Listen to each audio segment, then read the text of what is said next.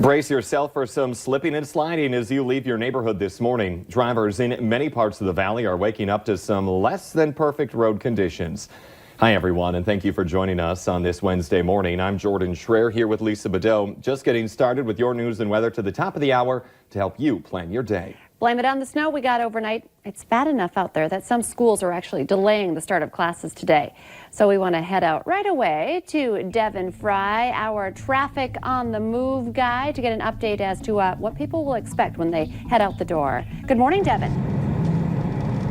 Good morning, Lisa, and good morning, Jordan. I didn't forget about you either. Now, the snow is affecting the road conditions in multiple ways today. There's the visibility issue, which you can see in front of me, barely being able to make out the road signs as we get ready to turn onto I-29 here. But it's also providing a layer of powder over already slick roads. So it's going to be affecting you multiple ways today. Now, we did just leave the scene of a injury accident on Main Avenue in West Fargo. It's at 500 Main Avenue, and there's still two vehicles on scene that officials are trying to clear. Now, until they get those moved, all three of the westbound lanes in that area are closed. So that's definitely halting plans for drivers taking that direction. Now, everywhere else, the snow is really the main factor. Everyone's going a little bit slower this morning, as you can imagine, here on I-29. Looks like we're only going to get to about 50 miles an hour here, and yeah, you can see the visibility. You can barely make out the signs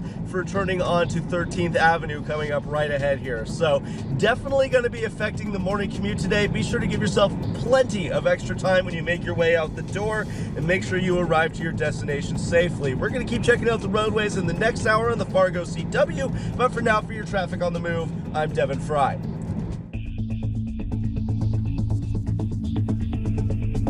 Looking pretty tough out there in the FM Metro and beyond. Here's a look at one of our sky cams. This is at the Dakota Magic Casino in the Hankinson area, right along the South Dakota line in Richland County. You can see the snow moving by the camera here. Our visibility has actually improved a little bit, though it is still low in this area. We did have a little snow squall move through not too long ago there. Elsewhere in the valley, our camera is showing some conditions that are pretty tough. Let's take a look at those DOT cams in Fargo. This is looking down from the tri-level on I-94. Low visibility, snow on the road, Halstead, these streaks by the camera, that's snow flying by. Same thing in Grand Forks and Jamestown, still seeing some spotty areas of light snow, even though we're starting to wind things down there. You can see there's some clearing going on over by Devil's Lake in Jamestown, but the heart of the snow right over the heart of the valley, and that continues east through the rest of the morning. So this is going to be with us a little while longer. So please make sure you give yourself lots of time, as Devin was talking about here this morning. So we're seeing that snow, especially along that state line area, and now moving into Lakes Country, Fergus Falls. That snow starting to move in the Detroit Lakes area, some of that more steady, heavier snow. And where you see these darker blue areas, that's where the snowfall rate is a little stronger, where we're looking at some heavy snow coming down in places like eastern Norman County into parts of Polk County. Grand Forks still dealing with the snow too, though it does drop off to the north into the west. It comes more scattered and light at times, and gradually that will be the trend heading into the rest of the morning in eastern North Dakota. Minnesota still ramping things up for you in the Baudette and Bemidji areas. So visibility is quite low, half mile in Fargo. We're at 3/4 of a mile in Grand Forks. Other places seeing that low visibility where the snow is coming down. There is some wind. It's into the teens to near 20 miles per hour. Not intense, but it is enough to blow that snow around a little bit. We've got some drifting going on with that too. Temperatures are near zero. A lot of us below zero to start off this morning. It's 2 below in Fargo. So here's a look at that hour by hour planner. The focus first, of course, is on the snow this morning that's going to continue to accumulate. We've got about 2 inches in Fargo and Grand Forks reported, as much as 5 inches in the Ellendale area. So that's a lot to contend with there, and waiting for more reports to come in. So please let us know on our Facebook page just how much you've seen. This clears out for the afternoon, but then we really see our temperatures drop. We're looking at conditions that are going to be quite cold tonight. I've added our wind chills will start dropping. We're going to get down into that 30 to even 40 below range heading into tonight and tomorrow morning. And our air temperature itself, teens to eventually some 20s below as we start off the day tomorrow. So it's going to be quite brutal on your Thursday morning. Additional snowfall today, 1 to 3 inches in the east, lesser amounts out to the west as things wind down. A look at your 7-day planner. We're going to see those numbers really cold on Thursday. We warm up with our next system rushing in on Friday, but this one could be a big one for us in the upper Midwest. The focus for the heaviest snow closer to the Minneapolis area, but we could still see some heavy snowfall totals, and there's some wind with this one too in the valley. So this one bears watching, especially if you have travel plans on Friday and into early Saturday. Kind of a pick your poison, cold or I know. snow. It's one or the other here. Thank you, Lisa. We sometimes take our snowplow drivers for granted until they're not there for us. And that might be about to happen in northeastern Minnesota near Duluth. Union snowplow drivers are set to strike today in St. Louis County. The union's chief negotiator says the strike will start in just a few minutes at 7 o'clock this morning after members voted to reject the county's final contract offer. County officials have a contingency plan to keep the roads plowed. Drivers are urged to be on alert after reports of someone pretending to be a police officer and pulling people over. Sheriff's deputies in Becker, Clay, and Otter Tail counties have all taken reports about a man impersonating an officer and asking to see people's driver's licenses. Drivers who were stopped say the imposter's vehicle had flashing multicolored lights. 2 of the reports have been cleared up, but police say if you're suspicious during a traffic stop, call 911 and ask dispatchers if they have an officer stopped at your location. Now, the suspect in this case is described as a thin white man in his late 20s or 30s. He's about 6'1" with brown hair and a beard. He was driving a white unmarked SUV. Lawmakers in South Dakota are considering a bill that bans doctors from performing gender transition operations on minors. A bill introduced to the Republican-dominated legislature would make it a felony for doctors to perform surgeries or administer hormone therapy to help minors change gender. The sponsor calls it a pause button for minors who are considering gender transition. There's another controversy brewing in the Crookston Catholic Diocese surrounding a former Moorhead priest.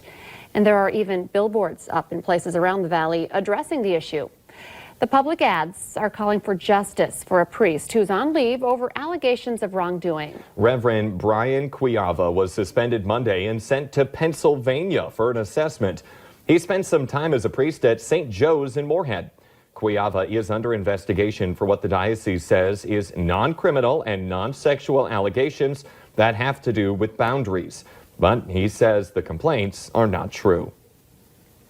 This weekend, the Fargo Force are honoring both Cass and Clay County local heroes. Telling us more about this great event is the Valley Today's Abby Furchner. She joins us live this morning from Shields Arena. Good morning, Abby. Good morning, Jordan and Lisa. You're going to want to get out here on Saturday at Shields Arena. Puck drops at 7:05. It's going to be a great game, and it's such a fun night here, a special night here, and that's why I'm with Jason Cross with Cross Installation and, of course, Sheriff's Mark Empteen. But, Jason, I know that Cross Installation has been a part of Hometown Heroes Night. That's what's going on Saturday for quite some time. Why do you continue and think that this is such an important event? We feel it's really important just to get the equipment and training in the hands of the people who protect us every day in and out, no questions asked. They go out there and just do what we need to have done for us. So They need the equipment they need and the training that they need to help everybody stay safe. And I know, Sheriff Empteen, you guys got some of those funds went back to Clay County Sheriff. So what did you guys get? I'm wearing one of it, actually. You are, yeah. We were able to get some more of these active shooter vests, which allow our deputies to be safe when they're out there with high-risk incidents. We also got some helmets and then some of these tourniquets as well. They're very important for us because we're out in a rural setting and we're a long way away from a hospital. So we do need anything that we can get to be able to keep us safe. It's very important to us. Yeah. And it's so cool, too, because the community really gets behind this to raise the funds to be able to give and provide that safety and that training to first responders. So you're going to want to come out. Like I said, 7:05 is when that puck drops. So you're going to want to come and support them here at Shields Arena for Hometown Heroes Night on Saturday. I'll be there for sure. And, of course, there's great hockey, too. You're helping out your first responders, but you're enjoying a great game. Abby Furchner reporting live. Thank you. Let's get our answer now to our question of the morning on Facebook. 39% of American adults say they're tired of these and would like to see less of them in 2020. The answer is gender reveal parties. And now let's get a last check of that weather today. A lot to talk about. Yeah, we've got snow coming down, reducing our visibility quite a bit, less than a mile in Fargo and in Grand Forks. Here's a look at our sky cam here at the station. Tough to see the road in front of us, I-94 and University there. And here's a look at the radar. Gradually, this will end from west to east, but we're looking at a few hours of this before it gets better for a lot of us. The Today Show and CBS This Morning are just about to start. But for more updates on your local weather and local news, join us right now on the Fargo CW.